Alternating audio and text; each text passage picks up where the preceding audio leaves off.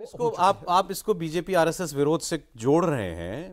मतलब मुझे लगता है कि इससे काफी पहले और काफी गहरा ये कुछ है।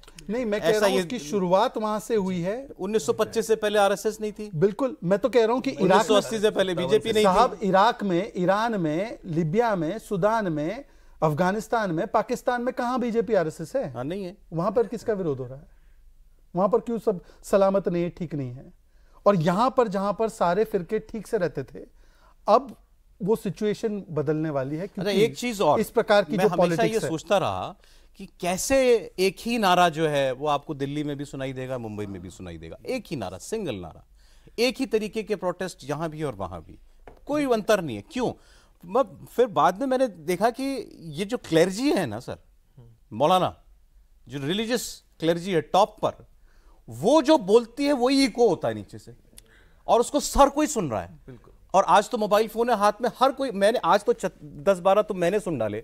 बयान कहते हैं ना सर, मौलाना साहब का बयान, खुतबा, इस प्रकार खुतबा तो मस्जिद में होता है, बाकी जो बाहर वो बोलते हैं जलसों में, मैंने कई सारे सुने। उसमें जिस किस्म की बातें होती हैं, और मैं ये कहने बिल्कुल मुझे बेहतर बोलने में कोई वो नहीं है कि क्या उनके पास ओरेटरी स्किल्स हैं, वो इतना जज्बा एक आदमी के अंदर पैदा कर देते हैं, या इतनी नफरत पैदा कर देते हैं कि अभी निकले घर में से तलवार निकल के, वीजा ना लगे तो अभी पहुंच जाए चलते चलते फिलिस्तीन। इमोशन तो दो ही चीज में होता है ना, या तो प्रेम में होता है या घृणा में होता है।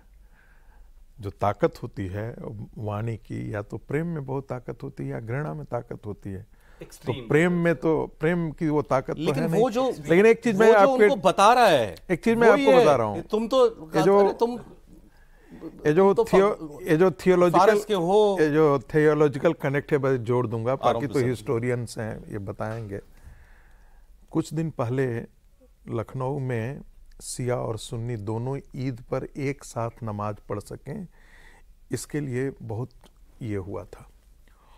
और शियाओं के जो नेता हैं, उन्होंने तब तक इस पर हामी नहीं भरी जब तक कि ईरान के क्लैरिक से और ईरान से उनको सहमति नहीं है।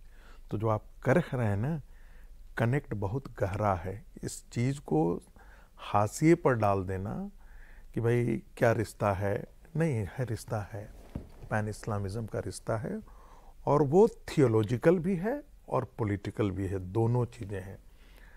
आप देखेंगे कि अरब वर्ल्ड से नहीं आया है। क्यों? क्योंकि वो सुन्नी इस्लाम को मानते हैं। दूसरी बात,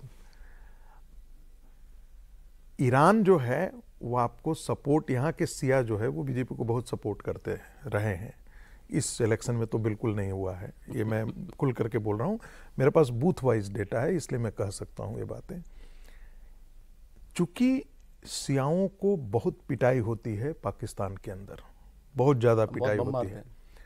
हर साल करीब 300-400 सिया मारे जाते हैं सुन्नियों के, उनकी मस्जिदें तोड़ दी जाती है, उनको नमाज नहीं अदा करने की जाती है। तो सिया और सुन्नी का झगड़ा कोई उन्हें अली के समय से है, यानी जो फर्स्ट हजरत अली के समय से, हजरत अली जो फर्स्ट खलीफा अली को होना चाहिए था, जो मोहम्मद साहब के साथ साय के साथ की तरह चलते थे।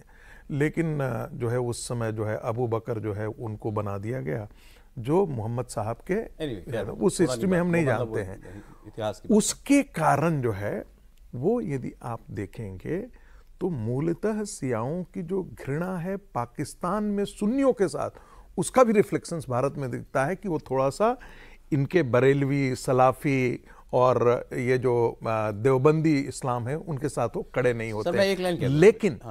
लेकिन इस्लाम के मुद्दे पर वो सब इकट्ठे एक साथ खड़े हो जाते हैं।